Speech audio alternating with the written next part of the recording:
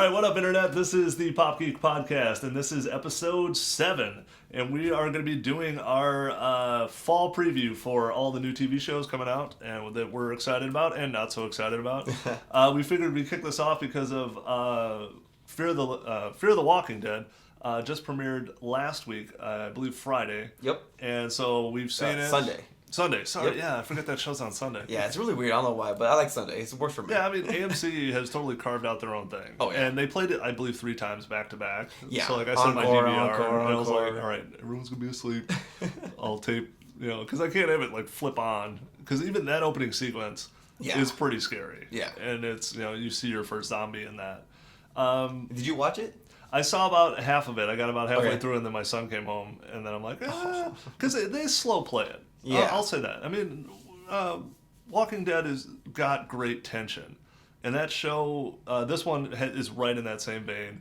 The only thing that is kind of I don't like yet, and I'm sure it's gonna get. Hold on there. Fair warning, guys. This whole show's gonna probably be spoilers, so spoiler alert. So if we've seen something, we're gonna talk about it. Yeah. So if you haven't seen it, you've had a lot of chances. So, but yeah, like the teenagers, the kids on the show are dicks. Yeah. And I'm like, I wasn't this big of a dick when I was a kid. And I'm like, a lot of kids are written that way on shows now. And I'm like, I don't know what that says about kids. Either that or like writers are just like, man, fuck this. Like I'm going to write my... Kids these days aren't like they were when we were kids. That's true. Yeah. We were way better. They're dicks. Right? But yeah, I was amazed by that. They also do a neat thing where one of the sons is kind of a junkie. Yeah. And Nick. you kind of see this like zombie parallel with the addiction and the monsters and whatever. And that's actually where you see your first zombie. Yeah, and actually I was really surprised at how much I was going to be emotionally invested in Nick. At first when he appeared on screen, even in the trailers, I was like, oh, fuck this guy. He's a drunkie. Yeah, I don't care about this guy. Loser, yeah. I was kind of on the sister's side, like, oh, screw him, let him go. Yeah. But then towards the end, at the end of the episode, I was like, I feel really bad for this guy. He's tripping. He's seeing all these zombies now, and he doesn't know if it's real or not. Right, like people didn't believe him. Yeah. And then, he even downplays it while he's sitting in the hospital, which they come after. The police are there, and they're like, "What did you see?" And they said you were raving about someone eating someone. And he's like, "Oh no, I didn't see that. I didn't see that," because he probably believes he was tripping. Yeah. And then he got hit by a car, which didn't help. The other kind of funny thing is the mom's character is a little uneven, and I think she's also probably the crux of the show. Yeah. Because she comes in and kicks ass on these cops and like throws them out of the room and is really sharp to a lot of people, but then also has this really caring side where she even intercepts a kid who's trying. Like that was a weird thing too. Is she intercepts a kid bringing a knife into school because she's a school teacher, and like helps this kid out. So she's definitely, I think, your hero character, and it's probably going to pull this whole deal together. Right. But I'm interested to see where it's going. Because I know this is the outbreak point, and all hell's going to break loose. And it's going to be in Los Angeles, which is going to be pretty cool because of the density of this mass population. Already in the first episode, you see everyone using technology, computers, iPhones, they're all watching videos and stuff. It's like, you don't get any of that in The Walking Dead because it's been so long that everything's probably just, everything's been just gone. So. Well, and also that's why Walking Dead works, because if they weren't in a rural area, none of them would exist. Yeah.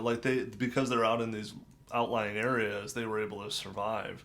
So yeah, it's gonna be really cool to see Los Angeles just fall apart. Yeah. Yeah. So I'm excited for it, and I'd like to hear more of your take because you saw the entire episode, and I was only able to take in part of it. Yeah. Like I said before, it's just it was a really slow paced show to kind of get the development of the characters, because you're gonna be invested in these which characters is a little funny for a pilot. long time. Yeah. Because you kind of expect pilots to hit you in the face right away. Right. But they know their audience already, I think, and they're playing straight to it. Yeah, exactly. The only thing I can say is they did a lot of establishing shots of LA. It's Yeah, like, they did. I get it. We're in LA. I understand. Move along. Yeah. But there's a lot of people. Yeah. A lot of shots. A lot of cars. Well, they got to sell it. Yeah, they got to sell it. Yeah. like, oh, palm trees. All right, good. Wait, where's all the traffic? Right. Well, at least it's not like, They must not have taken the 405. No. Right, yeah. There's zombies out there anyway. So. But I think good start. I'm really excited to see, like I said, the downfall of the society. So. Yeah, it's going to be cool. The next one I wanted to talk about, and I'm actually excited for this, and partially because I missed the boat on Game of Thrones, and I feel like I can't even I'm in the same attempt to go back and watch that show. No. My wife the other day is like around the house. She's on maternity leave and now is like has Game of Thrones on her phone and is just carrying it from room to room, just letting it play, trying to catch up a little bit. But I think this Bastard Executioner show looks interesting. Yeah. Now it's not going to be dragons and stuff like that. It's going to be a little more historical, a little more on the nose. But it's done by the guy who did Sons of Anarchy. Not to knock Sons of Anarchy, I've watched a couple of episodes of it. But what was funny is like we were given that show by a friend of ours who was like, "Oh, you guys, we just had a baby." So we're like, boom, like here's a good show. You guys should watch it. It was like season 1 and 2 they gave us on DVD. Mm-hmm. So we're sitting in the hospital and like we watched the pilot and the second episode and there's a baby in the NICU. We're in the NICU with our son. We spent 7 days in there with him, and now there's one on TV, and we're just like, we can't watch this. Yeah, it's a little too emotionally we're connected. A little too close to, seeing sick babies and all that type of stuff. So we kind of gave up on Sons of Anarchy, and it was a phenomenal show from what I understand. Like everybody was in love with it. It ended well. I didn't hear that. Because Breaking Bad did it too. Where Breaking Bad ended, everyone was happy. Mm-hmm. Like Sons of Anarchy ended, everyone was pretty happy. Sopranos ended. Everybody was Lost ended. Everybody's like, what the fuck, So it's Kurt Sutter. He's the guy from Sons of Anarchy. He gets to kind of go medieval. So it's like another group of burly, hairy people who are fighting and killing each other. This time with swords instead of guns, and probably not running drugs that I know of. Katie Seagal's in it, which is always a positive for me. I met her once. Did you really? Yeah. She was actually friends with my music teacher in high school. Yeah. In fact, my music teacher was on an episode of Married with Children. No good. The episode where they went to Vegas, she was the lady playing the piano in the lounge. Oh, that's awesome. Yeah. And I know Katie Seagal has a musical background. She was a background singer for Barbra Streisand. I don't know. I can't remember who it was. Really cool though. Yeah, but I always expect for her to have one eye because she's always Leela to me. Like for whatever. I mean, I watched years of Married with Children, but like I love Futurama, and I've watched every episode of Futurama 100 different times. But yeah, like she was from Sons of Anarchy too. She was on that, and now she's crossing over to this. A couple of the other characters from Sons of Anarchy, well, not characters, but the actors are crossing over. It takes place around the Welsh Rebellion, so it's in Wales. So it's kind of a cool, stark look to it. It looks a little bit like Game of Thrones. It's cold and kind of dreary and gross. And the basic gist of it is that he is a knight or a former knight who wants to give up the life of violence, but is forced back in, and he's forced back in the worst possible place of violence, which it's a punishment of sorts, is to be an executioner. So he chops people's heads off. That's what he does. And that's going to be the kicking off point for that. And I think that's going to be a really cool show. It's on FX, so you get a little more grit, but not quite as much as your paid channels and stuff like that. Right. But yeah, that's one of mine. So I know you got one you're looking forward to, and we don't see eye to eye on. So. Oh, you're talking about Heroes Reborn there? Yeah. I know a lot of people gave that show flack in the first season or first run, but I think it was just ahead of its time. And then also, too, it was also during the writer's strike, so once you got That is true, yeah. Once you got to season 2, it really went downhill because that was when the writer's strike hit it the hardest, and so I think a lot of people never went past season 2, like, how far did you get? Yeah, I was like midway through season 1. Yes. And I just got frustrated with the show because you got superheroes not doing super shit. And that drives me nuts. And this is going to come up a couple times during this podcast, and I'll bring it up a lot, which is The Tick TV show. When they did the live action show, they're like, hey, we got superheroes. Let's put them in a coffee shop and have them talk about shit. Like, I don't care about that. Yeah. Like, kick someone's ass and go fly. I don't know. Do superhero stuff. And their superheroes, I know, is a little bit different because these people didn't understand what happened to them. Yeah. And it was a mystery. Had a little bit of that Lost feel to it where they're kind of trying to figure this out. But yeah, like the only thing I remember that was fun and interesting was the Asian guy, and he's the time traveler, right? Right, yeah, Hiro. I don't think he doesn't speak any English in the show, right? Or does he? He does. Point? He does. Oh, okay. Yeah, and actually later on when you see his older version of himself, he does speak perfectly good. And I know he crosses over into the new show. Yeah, actually a lot of characters are coming back. I think Mohinder comes back. That character, he's like the scientist who tried to develop the serum and a cure, I guess you want to call it, but then ends up mutating himself. Nice. And I think a couple of other characters. I think Hayden Panettiere might make a cameo. A Hero makes a cameo. She was the crux of the show, right? In the first season, yeah. I mean, she's what everyone is searching for, but she was just the drawing end point, right? Right. For these heroes to come together was her. Yeah, because the painter, I forgot his name, Isaac, he could paint the future, and his visions were always about the apocalypse and this nuclear bomb exploding. Right. His thing was save the cheerleader, save the world. Right, that was the tag of the show. Yeah, for the first season. Then the second season came along and the writer's strike hit, and then everything just went to shit. Like,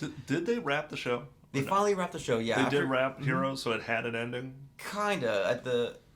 I don't know, do you care if I spoil it? No, I don't care. Yeah, finally in the fourth season, they are in like a they're part of a carny group that just travels around this carnival. And they're hunting all the last heroes down, and Hayden Panettiere is part of that carny group. And at the very last episode, she finally just says, you know what, I'm tired of hiding, I'm tired of running, I'm going to reveal ourselves. So she, like, in front of this whole giant news crew, she gets on top of a Ferris wheel and just drops and hits the ground. Underpants? No. Well, she jumps. She jumps, okay. And then she can't be hurt, right? Yeah, she's the one that can just, like, put herself back together. Yeah. And through other stuff throughout the season, she actually doesn't even feel pain anymore either now. Oh, okay. So she kind of just gets up, puts herself back together, and be like, "Hi, my name is Claire Bennett, blah, blah, blah, blah. I'm a hero." Credits. Wow. Yeah. And so now with this Reborn miniseries, they're going to be, like, searching for the last remnants of heroes because they're all in hiding now, and there's actually an organization who's trying to hunt them down and just eliminate them all. Okay. Because they're afraid of what You get a little bit of an X-Men vibe. Yeah. And what's cool is, what's his name? Jack Coleman, who plays Noah Bennett, who was like the Bag'em and Tag'em guy in the first run of Heroes, makes a return in this one too as like the main character. Like, hey, we want you to help us find the rest of these heroes. Oh, okay. You know, but not to like tag them, but to like, hey, we need to get rid of them. We have to bring them together to fight this evil that's growing, or something like that. Yeah. So I'm really excited. Is this actually a miniseries? Is that right? It said miniseries. But I think it might be a full season. I wonder if they're going to pitch it as mini and see how it goes. Yeah, but is it still NBC? Do you know? It's not. It hasn't gone to internet, right? It's not. No. Netflix or Hulu or anything like that. No, I'm pretty sure it's going to stick with NBC. Then it's got to be NBC. Yeah. All right, cool. So now we're going to talk about Real Hero. So I'm stoked to see The Flash. I know season 2 is going to be coming out. I was in and out on season 1, but I saw most of it at least. I saw all of season 1. I loved it. I love that show. It's worlds better than Arrow. Yeah. Like, Arrow, unfortunately, just hit a weird lull, I think. But at the same time, they've gone this dark route, and they're trying to be, Batman. They bring out Ra's al Ghul and all that stuff. But The Flash just looks... It's fun. It's fun. It's easy to watch. There's going to be a lot more heavier bad guys coming in now. So here, I'll give you the quick synopsis of what I read online. So they're moving closer to the comic book a little bit, which is they changed the logo. They want them to look more like the real comic. They're going to bring in a couple of these little side characters. I guess Jesse Quick is a little villain that they're going to bring in as one of, because the way they arc that story, they always have your big arc, and then they got your little bitty ones in between, which is, sometimes you could tell they're almost throwaway episodes where it's like, hey, we got a villain, we're just going to have you fight this week and whatever. But so Tokamak is going to be another one that's going to come in. And the big thing is they're bringing in Jay Garrick, which is the Golden Age Flash. And they're running those posters you're seeing. And what this does, what's important about it, is it brings in the possibility of Earth 2 and the parallel universe. Yeah. So that's going to really complicate the story. You've already brought in a little bit of time travel at the end of last season. Now you're going to bring in Earth 2, and that could get super weird. But that also brings in a bunch of cool stuff for villains and a bunch of cool stuff for story. And they're also going to have their normal stuff, which is he has a new girlfriend now, and he's not supposedly, he has a girlfriend in the comic that's a little bit different. Yeah. And she's been introduced now, so he's not going to maybe pursue, I forgot her name, West. Yeah. As much. The other thing, Zoom is coming. They're saying as probably going to be the primary villain, the overarching villain, because the last one it was the kind of Reverse Flash, at the very was your overarching villain as you kind of figured out it's Doctor. That's where it gets confusing because the Reverse Flash there's like 4 different versions of the Reverse Flash. Yeah, this is another one of them. And Professor Zoom, I thought was the one we had already originally in the first season. No, that was Eobard whatever. Eobard Thorn. Yeah, which I think they're different. According to this, he's a Reverse Flash type. If I might be getting these crossed up, but I want to say he's faster than the Flash. Mm-hmm. Because he works on the same principle, but he's not the vibrating like that, but he's able to move time around him rather than the other way around. He doesn't move through time; he moves the time around him. All right, so Zoom is going to be kind of the overarching villain in all likelihood for the run of the second season, but and he's not really a speedster; he just manipulates time. Is that what he? Yeah, it's kind of that vibration frequency thing, and what he does is he actually moves time around him. Okay. Because the Flash can move through time due to the speed. Right. But he can actually manipulate time, which makes him actually faster than the Flash. Mm-hmm. So that's gonna be cool as kind of the overarching thing. The coolest guy you see in the trailer is this leather masked guy who is Atom Smasher. No, I'm not familiar with Atom Smasher. Yeah, I don't really know him too much as a villain or what he does. I know he's played by Edge from the WWF or WWE. Sorry, I was gonna say Edge from U2. Yeah, Edge from U2. He comes in, puts a lot of tremolo on shit. He's the Edge. Yeah, there's a difference. I want to say Atom Smasher, if I remember correctly, can change sizes. So he can actually become like immense, like gigantic, which would be kind of cool to play against the speed thing, because Flash is not necessarily powerful, but he's really, really fast, and that can equate into power. That'd be kind of cool. You see Barry Allen like running along his arm or something. Right. He's a giant. Yeah. So I mean, I think he's going to be a cool villain. I don't know how long it'll last. He might be a 1-episoder. True. Yeah. The other thing is there's the illusion at the end of last season that Wally West is coming. And Wally West is Kid Flash. Yes. That would be a really weird way to go with the story. I wonder if they'll do it. If they'll bring in the child character, because it's so funny. Like, we're gonna talk probably a little bit about Supergirl. Yeah, and you kind of get the weird kid spin-off stuff that they've done in the past. I can easily see that happen where he like pops in for like a little two episode mini show, and then he gets his own little spin-off show. I can totally see that happening. Well, kind of speaking of spin-offs too, and I didn't catch this, is that there's a bunch of references in Arrow and in Flash to Coast City. And Coast City is where Hal Jordan lives. Yes. Oh, yeah. Mm-hmm. So I'm wondering if we're going to see a Green Lantern show in a pipeline somewhere. I don't know. That's a lot of CG. It's a rough character, and it's been kind of ruined. So, I would like to see it, I guess. It could be cool. Yeah. You never know. It's interesting, though, that it's been referenced. Yeah. So that means he probably exists in the world, although they only mention the city. But right. He's pretty much, I think, the only hero that lives in that city. Right. And it's a made-up city. Yeah, exactly. Yeah. Next up, we want to talk about The Muppets. I can't wait for this. Yeah, I mean, we all grew up watching The Muppet Show. Mm-hmm. Everyone did. This looks brilliant. I think it's great. If it's half as good as the trailers, it's going to kill. Yeah, it's going to be The Office, mixing it with The Muppets. They're running their own news network there, or not news, but TV studio there. And they'll be diving into their personal lives, in both work and out of work. Right, and it has the breakup, talk to the camera. Yes, it's gonna be great.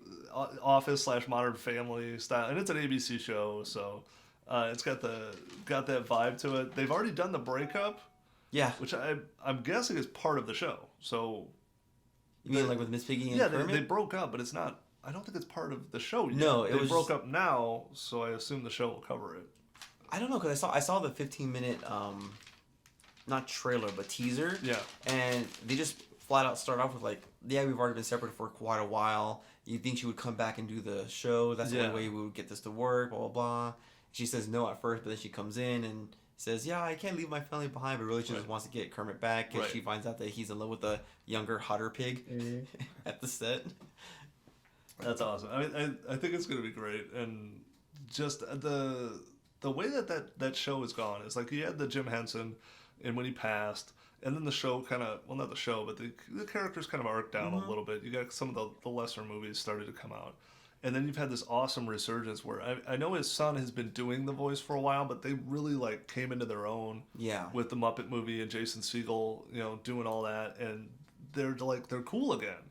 They've always had a cool vibe because Henson was doing Saturday Night Live stuff, and he was always kind of cutting edge with this bizarre stuff, even though it was kids TV. There was always something there for the parents, and Disney did it for years. Where they put a couple jokes in there. Yeah, they put a couple jokes in there for you. And like the Pixar movies and stuff like that. And the Muppets are walking that line, I think, perfectly. Well, like I said in last week's episode, like we're finally hitting that point where a lot of the audience is at this point like our age where we're used to be so much nostalgia, we remember it as a kid, but we want to see those same characters now in more of an adult setting. Right. And it's just working out perfectly with this timeline. Right, yeah, it's aging along with us. We're finally hitting that groove because as we were a little bit younger, I think we all liked that 70s show, but that necessarily wasn't really written for us. No. It was a good show that it had its time, but like it was really written for the generation just above us who did grow up in the 70s, who were little kids in the 70s. So now we're getting a lot of throwback shows. Actually, I'll mention one. The Goldbergs is an 80s show. Yeah. And it's really smart because what they do is, and that's again another ABC show. ABC's on fire right now. Yeah. Is they say 1980 something, so they get to use all of the 80s stuff. And it if you really looked at it, it wouldn't make any sense if you as you lived through it. But like, there's no arc. They just get to use all 80s crap as these little, and they don't overdo it. They don't go crazy with it. But the family stories are just great, and all the actors are great in it. But it's cool that it takes place in the 80s. So yeah. Next up is a show I'm super excited about, which premieres on Halloween, which is awesome. It's going to be on Starz, and this is the second good show. I hope it's a good show. Yeah. From Starz, because Blunt Talk looks straight money to me. Yeah, definitely. Yeah, and Starz is trying to get in on the HBO money and and Cinemax has not as much success, but has had I think Banshee or something like that has done pretty well. But like Starz has had a lot of shows fall flat. And I think Blunt Talk's going to be big. And then Ash vs. the Evil Dead, I'm super excited about. Like, I've been a huge fan of this movie series. And, like, I of course got into it backwards, which is I saw Army of Darkness. And I'm like, this is the coolest fucking movie I've ever seen. It's funny, and there's monsters and all this other weird shit. And you got this guy who talks crap throughout the entire film, and you're like, you love it. And then you go back and watch the originals, and those are serious horror movies. Those aren't really... They're hokey because were done in the late 70s and early 80s. Yeah. And they had no budget, and they were like the first one was a college film. He was in college with Sam Raimi, and he was probably just the best looking guy Sam Raimi knew, so he's like, oh, I'll put this guy in a movie. So, but Ash vs. the Evil Dead is kind of neat. It's moved down the road. It's aged the story to where Ash is now, of course, kind of fat and out of shape, but still working at different department store. I think it's no longer S-Mart. I'm not sure which one it is. But he lives in a trailer. He's still trying to get laid all the time and picking up, girls in bars and whatever. But the Deadites show up again, which is of course kind of thing. And what it is it's kind of like his literal past and his actual past is catching up with him. He's aging. It's not really working too well. And then boom, here comes, a series of monsters. And he's joined by Lucy Lawless is going to be in the show. She plays Ruby Noby, who Professor Noby is the house that they're at. The recordings, I don't know if you've seen the originals, right? Yeah. The recording they listen to where the guy reads from the Necronomicon, that's Professor Noby. Oh. So she's his daughter, and now she's looking for Ash because she knows that he's got the connection with the Deadites. Right. And so these Deadites are popping up, and she knows that this weirdo with missing hand has something to do with it. So... she's kind of a weird, mysterious character. The other one is a girl who's a state trooper. Like, this is kind of the funny part I didn't totally follow. She's a former state trooper who tracks down Ash because Ash had something to do with the murder of her partner, which could be a Deadite thing. which is what I'm guessing, because he doesn't murder people. Yeah, exactly. So. Maybe she was seeking revenge because she wanted to cure him or something. Well, I think what it is like something happened around Ash. The partner died, and she's blaming him, so she's coming for him. Oh, that whole deal. So that type of thing, yeah. And then Pablo is going to be his sidekick, who's like this poor immigrant kid who works with him at S-Mart, who just, I think, hangs on everything he does and thinks he's cool. So naturally, he's going to hang out with him. Sam Raimi will direct episode 1. He's actually doing really? the pilot, and he's going to do a couple of the other ones. There's a few other people listed as directors that all have like horror movie background. And just from the trailer, it's like a blood fest. It's super gory and gross, and it's Sam Raimi has said in the past he loves just like making Bruce Campbell do weird, gross things. So he like, I think in the pilot, one just like throws up right in his face. It's just blood all in his mouth. He's like, oh, it's in my mouth. So I mean, I'm excited. Nothing for a that mojito show. can't fix. Right, there you go. No, he loves those mojitos. So yeah, I'm excited for that one. And so after that, it kind of leads into. Well, going from horror and like blood and guts to a little bit more cutesy, Yeah. Star Wars Rebels is going Right. to be premiering their second season in October, which I'm really excited for. I was kind of late to the whole Star Wars Rebels thing, but if I don't want to spoil anything, guys, so if you guys haven't seen it yet, go find it online, buy the Blu-rays or whatever. Because I'm still struggling through. Yeah. It's Clone Wars at this point. Clone Wars I'm so is late to okay. it, Yeah, it's a lot of like, again, same thing with the prequels that happen. You know, it's a lot of just talk and political stuff. But Star Wars Rebels is awesome. It's back to how Star Wars was.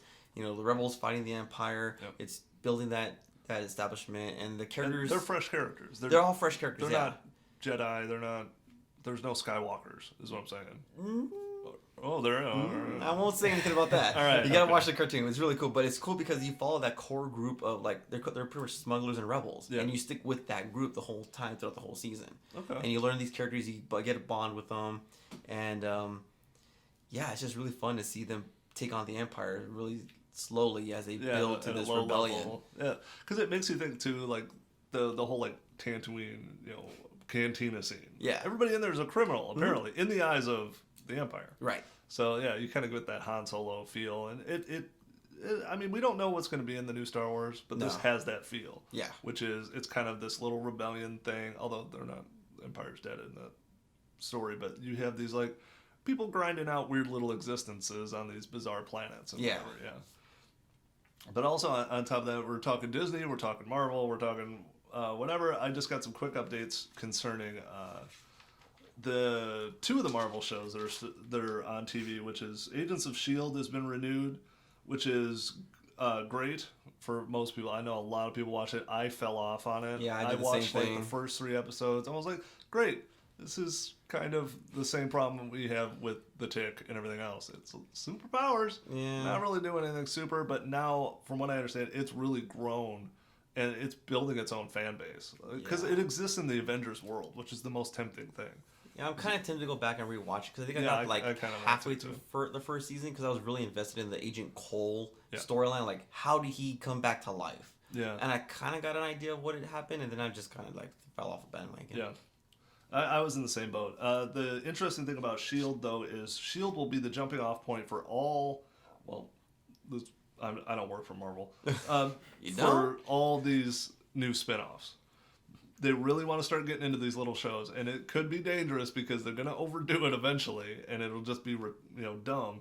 But Agents of S.H.I.E.L.D. will spin off next year in 2016 a show called Marvel's Most Wanted, featuring Mockingbird, who is, I believe, Adrian Palicki, who's on the show now, kind of intermittently, I guess. Yeah. She'll get spun off as Mockingbird. What I do know about her is she was formerly Huntress and was at one time married to Hawkeye. I don't know that. But that's kind of her little backstory. She also has a sidekick named Lance Hunter, which is a cool name, but his real name in real life is Nick Blood. I'm like, how is your real life name cooler than your Marvel character name? But he's like her sidekick. So she does most of the ass kicking. I think he does most of the computer work. Oh. He's like an IT guy. So anyway, For an IT guy, he's got some pretty cool names. Yeah, I was I know. gonna say I thought he was gonna be like Lance another Archer Hunter. or something like that. Right. Like I said, I don't know these characters too well, and you're going to see more of that, though. Is that you'll see somebody come up on S.H.I.E.L.D., and through their interactions with S.H.I.E.L.D., they might end up with their own show or some sort of miniseries or something like that. I don't know. Kind of like with the whole Legends of Tomorrow thing spin off Yeah. from The Flash. I think we're gonna get just oversaturated with all these shows, and that's what my biggest fear is. I just hope they try them out, test it. They don't like it, go back and just rely on their Yes. Agents of Shields, their arrows, their flashes. Just keep that core. Keep it tight. Yeah, keep it tight. Exactly. Because that being said, Agent Carter's been renewed, and that's a fringe character that's done really well. Yeah. Like the show has such a unique look. It has such a cool feel to it. Well, exactly. That's what you said. Because it's so unique, that's why it stands alone. That's why it can stand alone. Like this character isn't like any other character we've seen. Yeah. You know, she doesn't have superpowers. She's not super. No. It's just like a cool like noir story.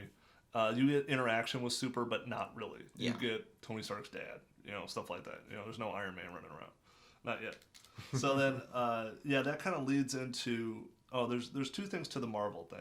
Daredevil, which is on Netflix, will be the jumping off point also for grittier stories. So I think they're kind of splitting. It's almost like what they did with I think Vertigo, and the darker comics ended up on the different labels, even though they're all Marvel. But like Daredevil is super gritty. And that's got a second season coming out. Which the best thing about that is you watch them all at the same time. Yeah, just binge watch. Yeah, he finally puts the suit on at the end, so you finally see him kind of as the character you're used to seeing, and not just some sort of blind vigilante, which is cool. But yeah, again, you're going to hit that saturation point where who are you going to spin off of Daredevil? Daredevil does interact with a lot of people. Yeah. But God forbid we end up with a Fantastic Four TV show. And I hate that he's their lawyer. That's Yeah. just the weirdest thing. Like... total badass, but by the way, the Fantastic Four is getting sued for tearing down a building, so we need you to help out. So yeah, there's that. Legends of Tomorrow, I'll just get a quick update because this is DC. The cool thing is it's characters you don't really know, and again, their hardest point is going to be there's the introduction of Earth 2 with Flash, so that's going to be part of what they do. The other thing is they have Rip Hunter as one of their characters, who's basically a Time Lord. Oh, right. And he was originally on Doctor Who like 3 seasons ago, the actor was. So he could travel through time. And he needs them to be legends. And they're all lesser heroes. Well, 2 of them are villains from Flash. Yeah, which I thought was odd. Or all of them are villains, I don't even know. Well, there was the... So it's Hawkgirl, White Canary, Captain Cold, Heatwave, the Atom... Firestorm, and then Rip Hunter, who again is a time traveler, so he knows like how this is all going to play out, but he has to guide them along. Yeah. The only thing that I'll say looks super interesting is the Atom. It's Brandon Routh as not Superman, which is good for him, but he's like, which is funny to say, he's like a funnier version of Ant-Man. Yeah. Like he could change sizes, he could do all kinds of stuff, but he's also like a billionaire and kind of a dork. Like he kind of can't really pull it together with his like super cool suit. But yeah, other than that, we got quick notes. Dr. Ken. I'm actually looking forward to Dr. Ken. It looks really funny. Again, ABC. Yeah, again, man, they're just nailing it out of the park. I will say, I love Ken Jeong. Yeah, I love that he's actually doing a show based on his real life because he's actually a doctor. Yeah, he is. Oh, he is? I didn't know that. He's actually a real doctor. A real doctor. And he kind of got into acting just for fun. And then he's been in everything since. Yeah. But here's what I'll say to that, is he's great as a jerk. He's not a jerk in this show. He's a bumbling doctor type. Mm-hmm. And his wife is kind of, or actually he's not the straight man. He's going to get into the trouble. She's going to pull him back down. But at the same time, I just wonder if the dosage is wrong for Ken Jeong. He's great as Chang on Community. Yeah. But he comes in and out, and that's it. He's great in The Hangover. He's not the star of The Hangover. Nope. He gets his jokes, he gets out. So this will be the first time where he's really the front guy. Yeah. And he's also not playing a ridiculous character. He's playing himself, kind of. As a funny doctor type. So that's my only hang up on the show. And it's total fourth wall, audience laughing, style show. So that's my only hang up on that show. Speaking of fourth wall, standard sitcom style, if you guys haven't seen it, the show Vicious is hilarious. Yeah, I haven't seen this show yet at all, or even heard about it. What is it about? It's Ian McKellen, and damn it, I forgot to look up the other guy's name. But they're an old gay couple in London, and they're just terrible to each other, is how I could best explain it. It's set up joke, set up joke, set up joke. But after a while, you get kind of used to the rhythm of the show. Because There's other shows like Two Broke Girls does it, 2.5 Men does it too, where it's just joke, joke, joke. Right. But this is good. It's very British, very formula. You're not going to be surprised by anything you see on the show. Most of the show takes place in one room, and it's just riffing, and it's done really well. I think it's a cool show. It's on PBS, so as rough as PBS can be. You're looking for Derek Jacobi? Yeah, it must be. Yeah. Yeah, the older guy. Yeah, yeah. We're just about out of time, but there's one more thing. The Awesomes Yes. was also renewed Yes, it was on Hulu. on Hulu. So I'm excited about that. Yeah, 'Cause I'm I saw gonna the have first to 2 tune into that seasons, and it lives up to its name. It's awesome.